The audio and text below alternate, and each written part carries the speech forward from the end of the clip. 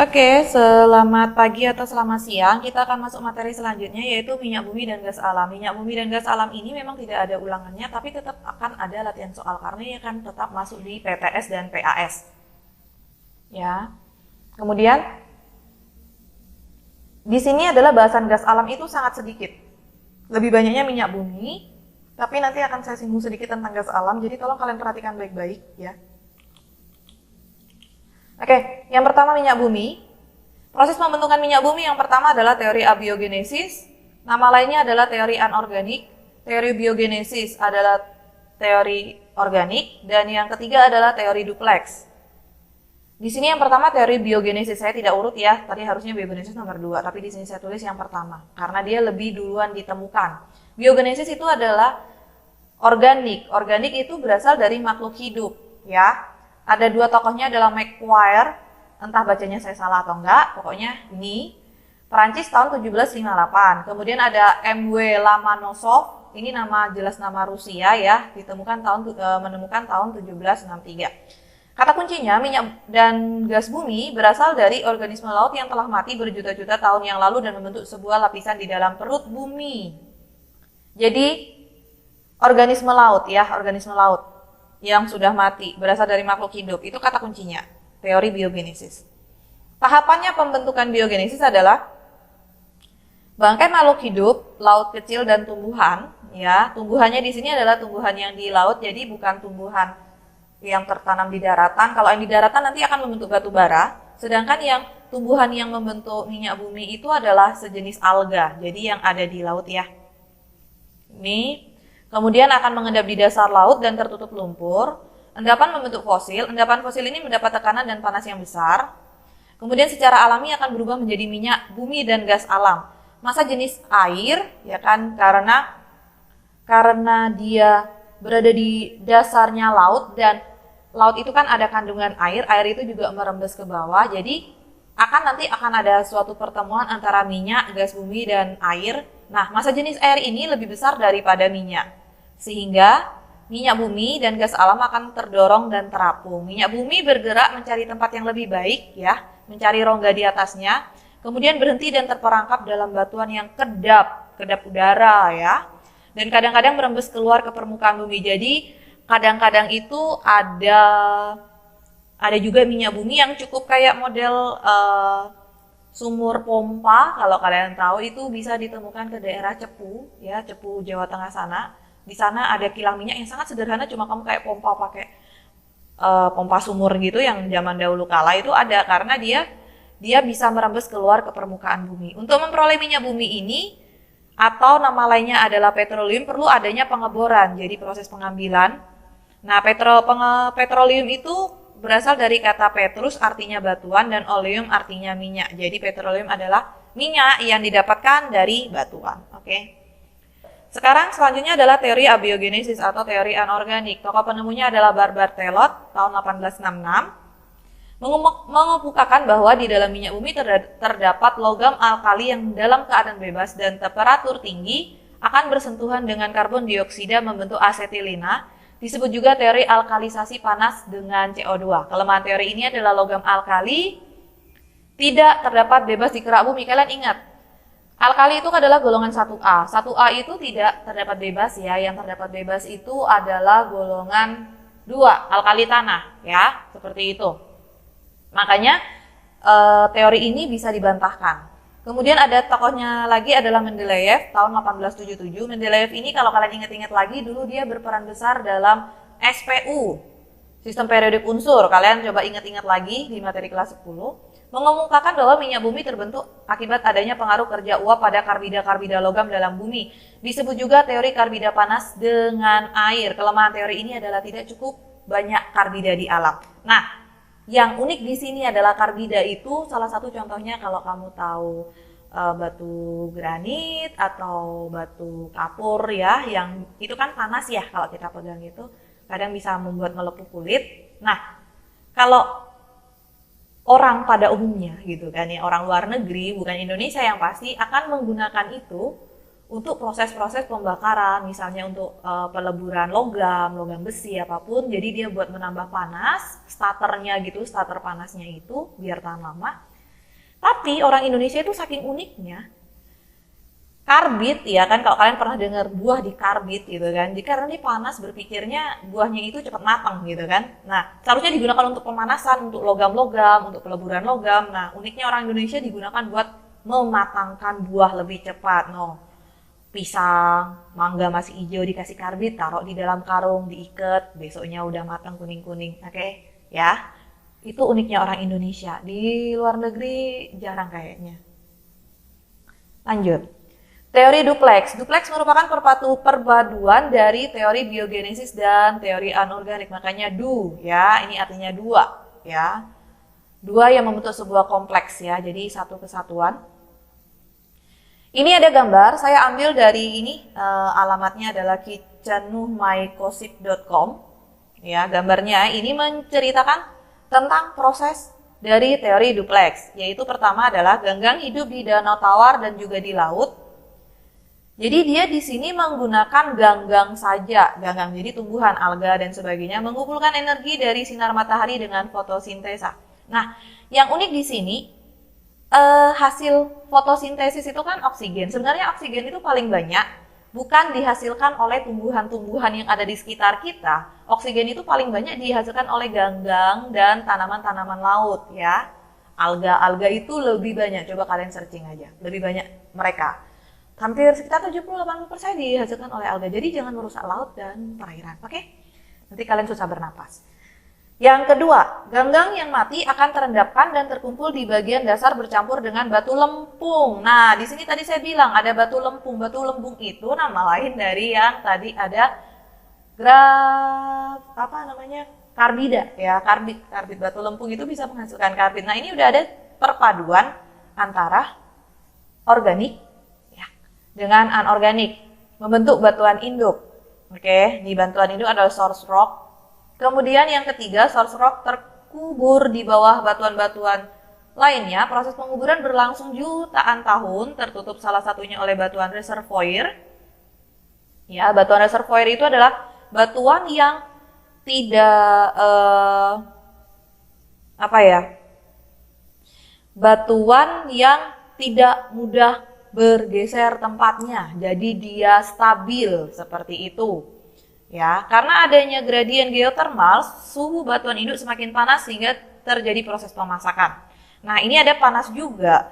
Karena panas juga udah ada gabungan lagi dengan anorganik. Kemudian, karena terkena panas dan bereaksi dengan hidrogen membentuk hidrokarbon CH4 yang kemarin kan udah pelajari. Kemudian bermigrasi dari batuan induk terperangkap ke dalam jebakan. Jadi ini udah gabungan lagi teori organik. Jadi dia akan mengarah ke atas. Mengarah ke atas. Karena ketemu dengan air gitu kan, dia ke tempat yang lebih tinggi, kemudian menempati sebuah rongga yang kedap udara. Nah, di sini saya akan menjelaskan lebih sesuatu yang unik, yaitu tentang gas alam. Jadi ketika dia terperangkap dalam batuan di sini ya, terperangkap di dalam batuan ini ada dua kemungkinan. Minyak bumi tersebut terperangkap hanya minyak bumi aja, atau minyak bumi tersebut terperangkap bersama dengan gas alam ya. Jadi bisa aja minyak buminya itu hanya sendiri, ada juga minyak bumi yang dikelilingi oleh gas alam. Jadi sebelum kita bisa mengambil minyak bumi, kita ambil gas alam. Nah, salahnya orang dulu, zaman dulu kala tahun 90-an dulu ya, mereka tidak tahu kalau gas alam itu bisa dijadikan bahan bakar karena sifatnya gas mudah hilang gitu kan. Nah, karena seperti itu, makanya zaman dulu kita belum mengenal ada gas alam, baru mengenal gas alam yang kemudian dicairkan menjadi LPG itu baru menjelang awal 2000 ya. Jadi akhir 90-an lah ya. Seperti itu. Nah, minyak bumi yang tanpa gas alam itu terdapat banyak-banyaknya 80% di daratan. Jadi pengeborannya hanya bertujuan mengambil minyak bumi. Sedangkan kalau di lautan, pengeboran itu berusaha mengambil gas alam dan minyak bumi karena biasa di lautan itu ada gas alamnya. Oke, diingat-ingat. Nah, terjadi kesalahan yang paling terkenal adalah kesalahan pengeboran adalah tragedi Lapindo. Kalau kalian dulu atau pernah dengar sampai sekarang itu kan belum berhenti karena masih keluar terus. Lapindo itu dikarenakan karena apa? dia ada di daratan, tapi salah prosedur. Dikiranya hanya terkandung minyak bumi, tidak mengandung gas alam.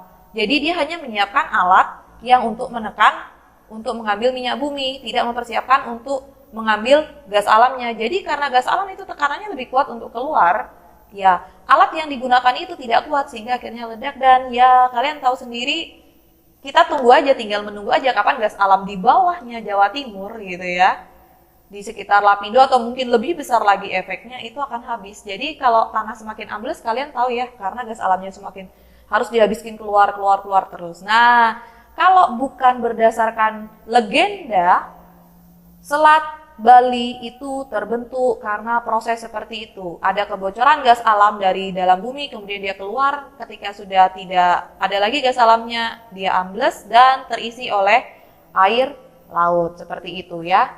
Ini tolong diingat-ingat. Jadi untuk yang kasus dari lumpur Lapindo itu adalah murni kesalahan dari pihak pengeboran, dan kalian bisa cari sendiri infonya siapa yang salah.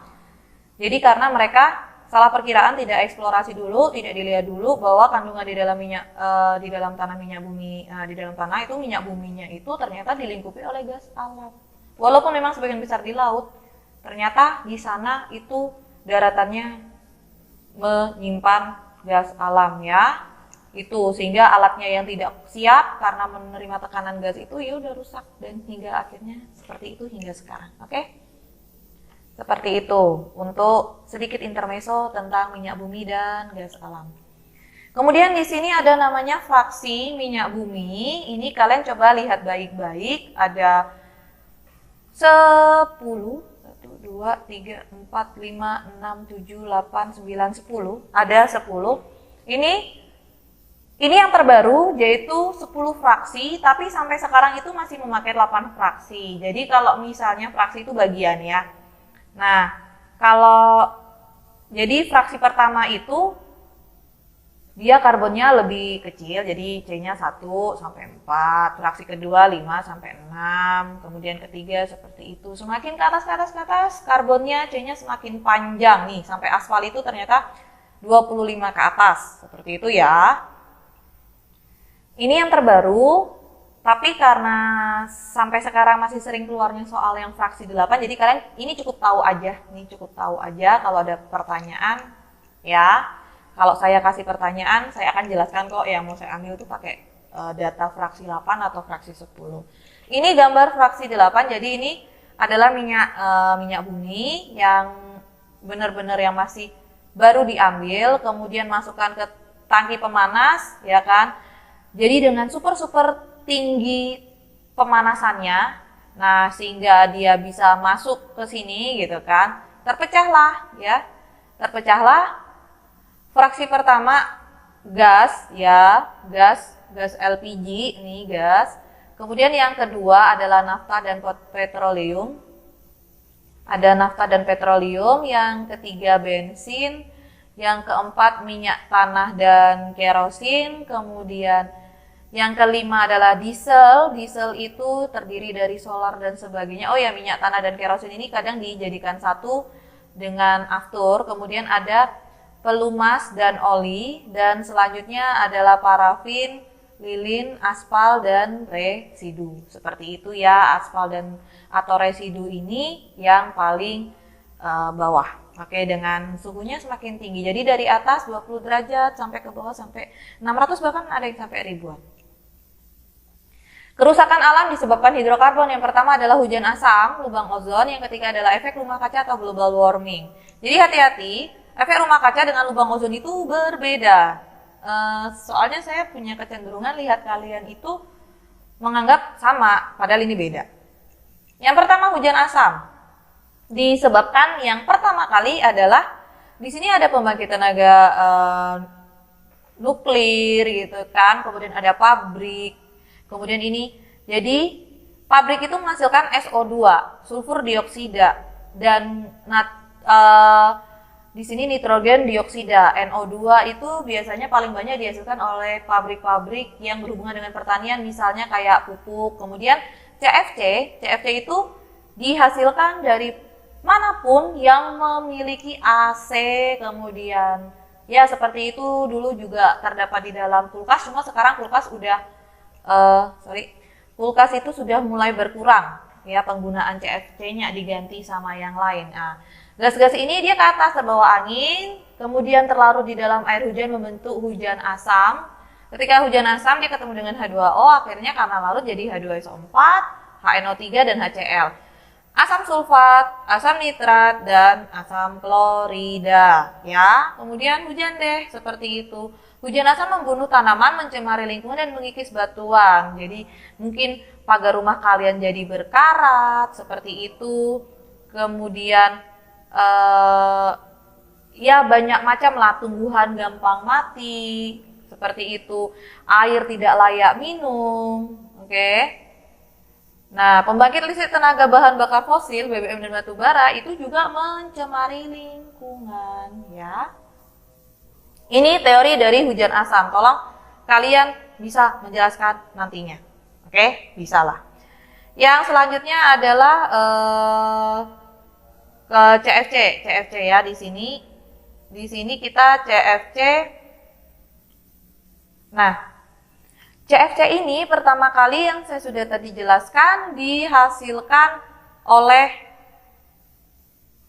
dari AC, dari kulkas ya. Tapi kulkas sekarang udah banyak berkurang penggunaan CFC-nya, tapi kalau AC masih banyak ya. Jadi kalau kalian pakai AC jangan sampai ruangan itu terbuka biar CFC-nya nggak gampang keluar lah ya. Yang pertama adalah sinar UVB masuk ke dalam atmosfer bumi. Nih ya, dia masuk, ada UVA dan UVB. UVB itu yang dia lebih panjang rantainya, ya lebih panjang sinarnya, ya gelombangnya. Sedangkan kalau UVA itu lebih dikit. Kalau UVB itu yang bisa menyebabkan kanker kalau kena kulit, tapi kalau UVA itu paling hanya menyebabkan kulit menjadi gelap karena kepanasan. Oke, sinar UVB memecah atom klorin yang berasal dari CFC sehingga klorin menjadi monoatomik, bukan diatomik, sehingga disebut atom klorin yang radikal. Radikal itu kenapa? Karena klorin itu harusnya bentuknya gas klorin adalah Cl2. Tapi ini dia berdiri sendiri, makanya disebut klorin yang radikal. Karena sendiri nih, di sini dia radikal. Yang ketiga, atom Cl yang radikal ini memecah ozon. Ozon itu adalah O3 ya, karena halogen terutama klorin itu gampang banget berikatan dengan oksigen ya. Yang pertamanya O3 ozon, diambil deh sama Cl, jadi ClO ya. Kemudian membentuk klorin monoksida dan 2 atom oksigen. Ini yang tadi ozon O3 menjadi oksigen jadi O2 dan ClO. Selanjutnya, nah ClO ini masih bisa jadi radikal lagi dan dia bisa memisahkan diri dari O ini juga ya kan.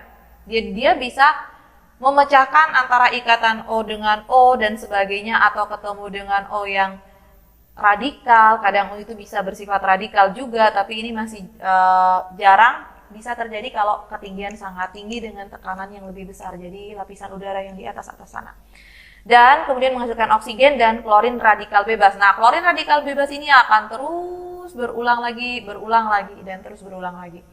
Nah, kenapa terjadi lubang ozon? Ozon kan awalnya O3, karena banyak yang terpecah menjadi oksigen karena disebabkan oleh Cl yang radikal ini, makanya ozonnya berkurang sehingga terbentuklah lubang ozon. Kita lihat lubang ozon. Ya. Nanti di sini saya sudah siapkan contohnya. Ini adalah lubang ozon tahun 1979, ini di Antartika ya. 1979 1987, 2006, 2011. Jadi semakin dia berwarna, nih ada tandanya di bawah ini, semakin dia mendekati ke sini berarti kalau dia biru atau semakin ungu itu semakin tipis lapisan ozonnya. Ya, seperti ini gambarnya. Nah, kemarin ketika kita sempat ada pandemi itu katanya udah membaik, tapi karena sudah mulai ada new normal lagi di semua negara dengan bahasanya istilahnya masing-masing di setiap negara, ya lubang ozonnya semakin terbentuk lagi. Nah, yang aneh di sini adalah dari zaman dulu yang selalu menjadi perhatian adalah lubang ozon di Antartika, tapi entah kenapa tiba-tiba pada bulan Maret ketika peneliti meneliti lagi lubang ozon, terbentuk lubang ozon di Arktik. Jadi kutub utara, Antartika kutub selatan ya. Kenapa Antartika bisa lubang ozon? Bisa kita perkirakan karena Antartika itu tidak ada tumbuhan sama sekali ya. Tidak ada tumbuhan sama sekali. Jadi benar-benar hanya es saja yang daratan yang tertutupi oleh es. Oke. Sedangkan di Antartika itu masih ada beberapa pulau besar yang bisa dihuni, contohnya kayak Greenland yang paling kalian terkenal. Nah, seharusnya sangat susah terbentuk lubang ozon di Arktik. Nah, tapi ternyata di Maret 2020 dan Maret 2019 ini dia masih belum ada lubang ozon. Di 2020 ditemukan lubang ozon nih, seperti ini. Berarti tingkat pencemaran yang negara-negara terletak yang mendekati Arktik itu lebih parah ya. Sudah mendekati parah. Berarti yang Antartika juga parah dong Bu, gitu kan? Bukan, Antartika itu dia dari dulu lubang ozon ya karena apa? Dia letaknya lebih selatan jadi memang akan ada magnetnya itu gerakan karena bawah juga lebih tertarik ke bawah ya. Jadi CL-nya itu dia akan lebih agresif ketika di bagian Antartika. Pertanyaannya kenapa di Arktik sekarang seperti ini? Berarti negara-negara yang ada di mendekati kutub utara juga polusinya udah tidak terbendung lagi dan semakin sedikit tumbuhan. Oke. Nah, sekarang greenhouse effect atau efek rumah kaca. Ya, seperti ini. Seperti apa sih? Ya, semakin hari suhu itu semakin tinggi katanya dan benar ya. Jadi, ceritanya adalah kita di bumi ini itu kan ada tumbuhan banyak ya. Ada tumbuhan banyak. Tapi semakin hari ditebangin, diganti dengan perumahan, bangunan, dan sebagainya. Tumbuhan berkurang. Nah, tumbuhan berkurang berarti oksigen semakin berkurang diproduksi, ya kan? Semakin berkurang diproduksi, semakin banyak karbon dioksida. Karbon dioksida dan oksigen itu lebih ringan karbon dioksida. Karbon dioksida itu terletak di permukaan seperti ini, ya.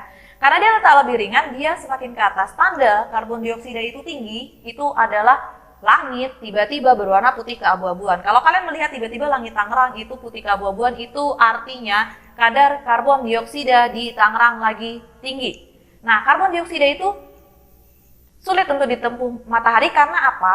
Matahari punya energi banyak sampai ke bumi ya kan, sampai ke bumi. Nah, di bumi digunakan oleh manusia, digunakan oleh tumbuhan untuk fotosintesis, kalau manusia untuk jemur baju, untuk ngeringin apa, seperti itu, tenaga matahari, energinya diambil. Nah, energi yang diambil itu harusnya kan kalau dulu diambil oleh tumbuhan, karena tumbuhan berkurang, dipantulkan lagi, harusnya kembali ke atas. Kembali ke atas, permasalahannya adalah terbentuk lapisan CO2 yang ditandai dengan banyaknya awan atau langit yang agak putih keabu-abuan seperti itu. Jadi energi tadi yang sudah berkurang, ya kan dia tadi besar, kemudian udah digunakan di bumi, kemudian dia pantul lagi ke atas, ternyata tidak kuat energinya, ya udah mantul lagi ke bumi. Efeknya apa?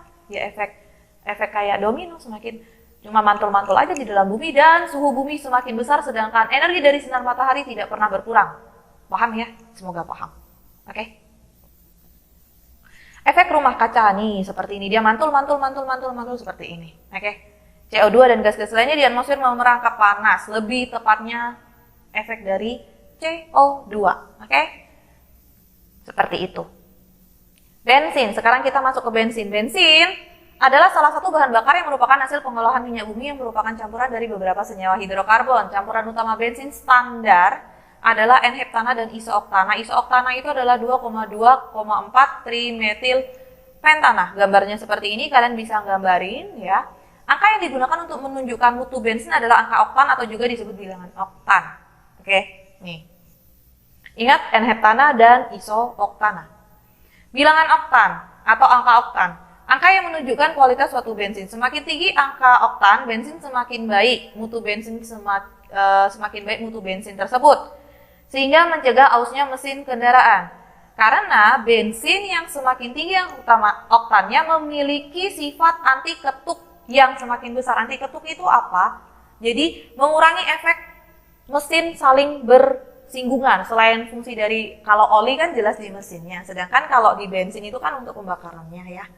Kalau dia angka oktannya tinggi berarti sifat anti ketuknya juga semakin tinggi gitu kan. Nah, semakin tinggi berarti gesekannya, efek gesekan dari antara mesin dengan mesin itu akan berkurang dan mesin kendaraan akan lebih awet. Cara membaca angka oktan ada dua kemungkinan. Yang pertama, jika angka oktannya kurang dari 100, kurang dari atau sama dengan 100 artinya mengandung 92% iso-oktana dan 8% N-heptana. Bahan bakar X jika memiliki angka oktan 102 artinya 100% iso-oktana dan 2% efisiensi pembakarannya lebih baik dari iso-oktana 100% ya. Jadi seperti ini. Jadi tidak ada 102% iso-oktana, nggak ada. Maksimal adalah 100, cuma sisa angkanya itu kalau lebih dari 100 adalah dia lebih efisien dalam proses pembakaran ya. Semuanya dibakar sampai benar-benar dengan efisien tanpa ada residu. Nah, pengujian angka oktan ini ada 4 sumber. Yang pertama adalah Research Octane Number atau disingkat RON. RON ini paling umum termasuk Indonesia menggunakan ini perbandingan yang tadi saya ajarkan iso-oktana dan N-heptana perbandingannya ya. Kemudian ada yang terakhir ini semakin banyak juga dengan Motor Octane Number atau MON.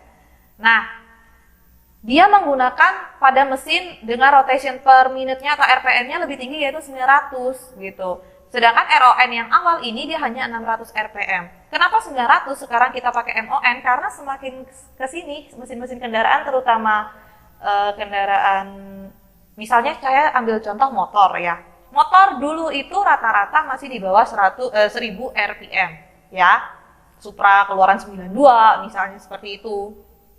Atau Supra keluaran 2002, 2003 itu masih sekitar 900, masih maksimal itu 1000. Nah, sekarang saya tadi juga baru nyari, ternyata mesin kendaraan contohnya adalah Honda Vario, saya sebutkan merek. Dia RPM-nya itu adalah 1700 sampai 1800, itu yang matic aja ya. Nah, karena dia seperti itu sudah tidak terlalu baik juga menggunakan RON, makanya pakai MON sekarang ya. Ya, karena dia semakin tinggi RPM-nya, makanya motor sekarang kan semakin kencang. Oke. Anti-knock index ini hanya beberapa yang menggunakan, dan biasanya menggunakan adalah negara-negara yang sudah sangat maju dalam teknologi, ya, seperti ini.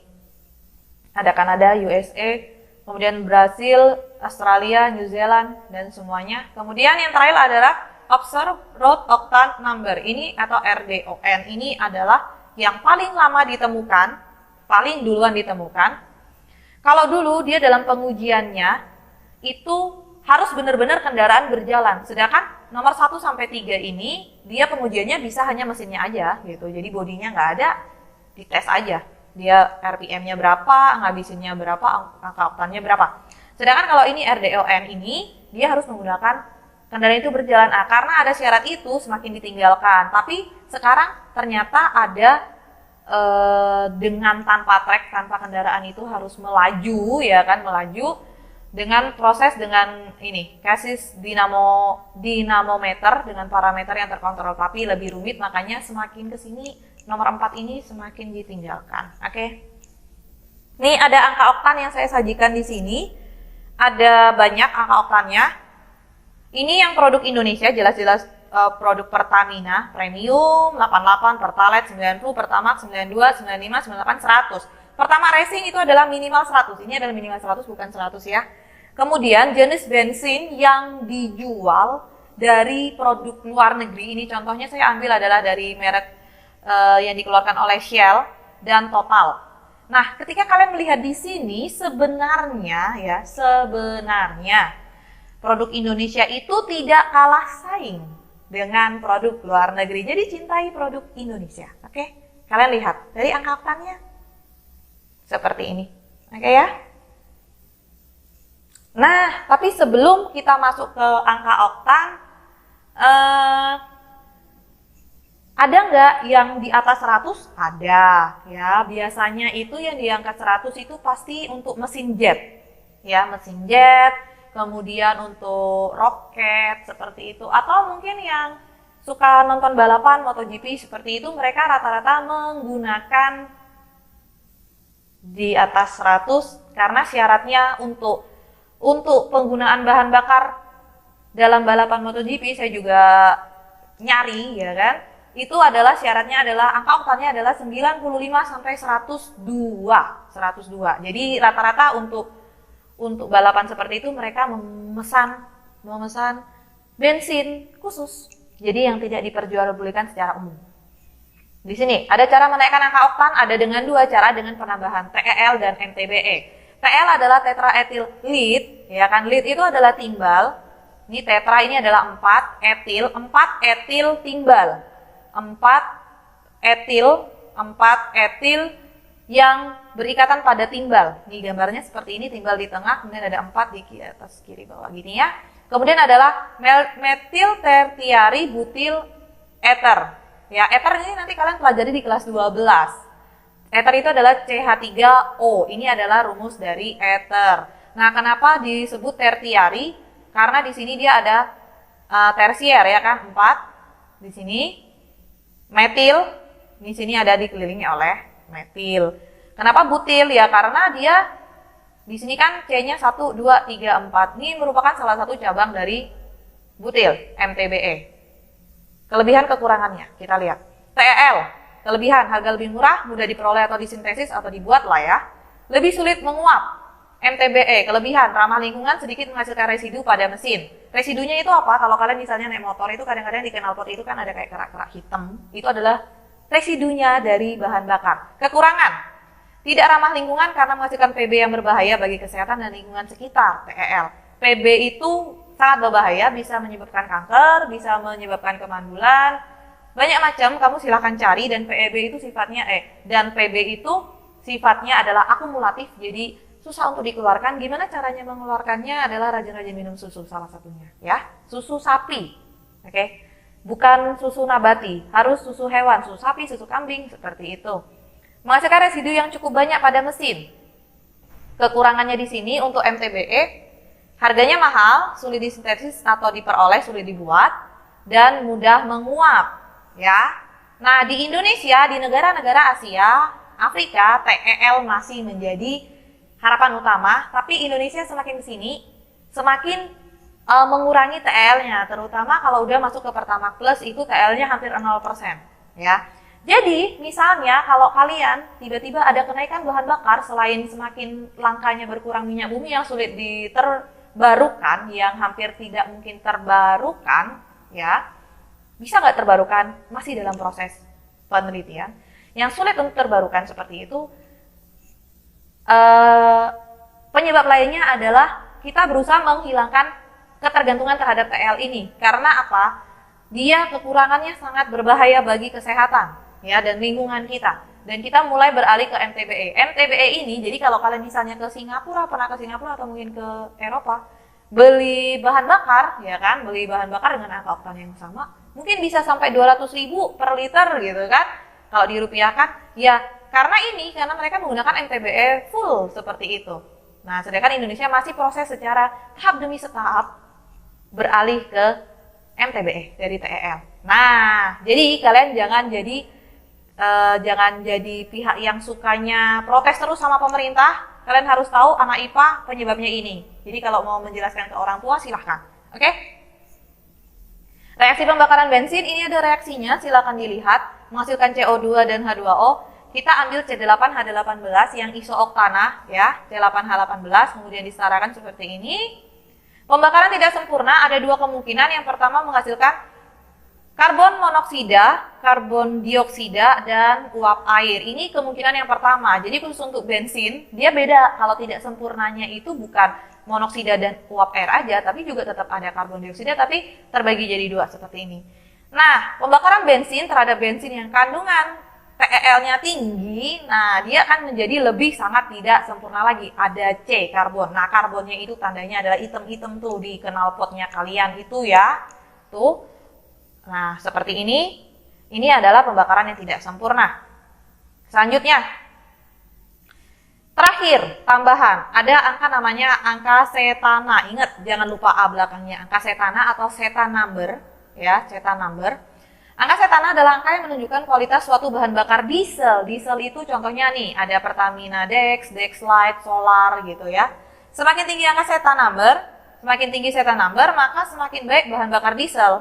Selain itu, patokan SETA number juga menentukan baik buruknya bahan bakar diesel adalah digunakan patokan lain, yaitu kandungan sulfur. Sulfur itu belerang dalam satuan ppm, part per million, bagian per juta. Semakin rendah kandungan sulfur bahan bakar diesel semakin baik. Oke, di sini ada 3 contoh Pertamina Dex. SETA numbernya 52, ppm-nya sulfurnya adalah 300 dengan sudah standar Euro 3. Nanti saya jelaskan di belakang apa standar Euro 3. Dex Light ini 51 1200 dan dia di sini tidak ada standar euro, berarti kalau tidak standar euro berarti kemungkinan adalah euro 1 atau 2, kemungkinan 2 ya.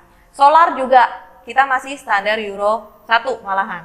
Nah, ini SETA numbernya 48 2500 ppm. Jadi kalau kalian misalnya lihat kendaraan truk atau apa yang pakai solar itu kalau keluar asap hitam-hitam seperti itu, nah sulfurnya itu yang membuat hitam. Oke. Nah, sekarang tentang standar euro 3. Standar Euro 3 itu adalah standar yang ditetapkan oleh negara-negara Eropa di Eropa sana, dan semakin ke sini semakin dijadikan standar oleh negara-negara di luar Eropa kalau semakin baik untuk bahan bakar diesel. Nah, Indonesia itu punya banyak banget sumber bahan bakar diesel alami nabati, itu contohnya ya ada dari jagung, ada dari pohon jarak, ya kan? Ada dari padi, banyak banget kita punya, ada dari, dan yang paling penting dan paling banyak adalah dari minyak sawit ya. Minyak kelapa sawit itu bisa diolah menjadi bahan bakar diesel. Nah, kemarin sempat jadi polemik adalah minyak kelapa sawit kita karena prosesnya banyak, harganya murah ya kan, dan memenuhi standar Euro 3. Euro 3, dan sedangkan di luar negeri mereka tidak punya tumbuhan yang proses pertumbuhannya sehebat kelapa sawit ya kan, secepat kelapa sawit. Jadi ketika mereka menjual diesel dengan bahan bakar diesel dengan Euro 3 itu harganya sangat tinggi, sedangkan Indonesia dengan mensintesis minyak kelapa sawit dia bisa mencapai standar Euro 3 seperti itu ya. Nah, itu sempat jadi polemik sampai Indonesia sempat dikat tidak boleh jualan di Eropa karena mereka tidak laku gitu kan. Tapi akhirnya Indonesia bisa masuk lagi ke Eropa, hanya beberapa negara, tidak semua. Tapi yang pasti bahan bakar diesel Indonesia itu menduduki peringkat kalau nggak kedua ketiga di dunia ya kan. Di dunia kita perlu berbangga. Nah, karena seperti itu ya, karena kita bisa bersaing dengan negara-negara di luar sana menjual dengan kualitas baik dengan harga yang murah. Jadi jangan selalu menjelekkan Indonesia. Kadang kita boleh berbangga dengan negara kita sendiri. Oke. Terima kasih dan semoga kalian tidak capek mendengarkan ya. Semoga paham dan siap-siap untuk latihan soal untuk pertemuan selanjutnya.